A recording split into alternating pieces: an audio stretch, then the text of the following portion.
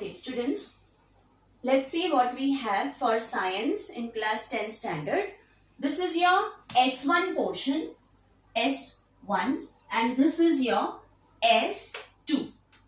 So in this, let us see what are the chapters that we are going to do. S1, we have gravitation, periodic classification of elements, and so on, 10 topics. Now we'll just segregate them. S1, we have physics and chemistry. S2, we have bio and environmental management. So first mark physics topics for S1. Gravitation we have for physics.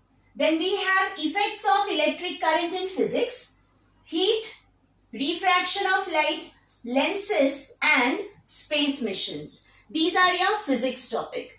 The rest, that is periodic classification of elements, chemistry, chemical reactions and equation. Then we have metallurgy and carbon compounds of chemistry.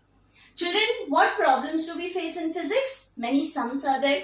Physics topic, you will have to deal with sums. Now chemistry, most of the students, they find difficulty because for doing chemical reactions. So we need to finish off chemistry first very properly for practicing chemical reaction. So this is S1 for 40 marks. You will be writing 10 topics.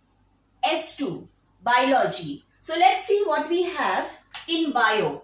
Heredity and evolution, bio topic, life process part 1, life process part 2, animal classification, very vast topic. Then we have bio introduction to microbiology, cell biology and biotechnology, where you will be studying the stem cell therapy.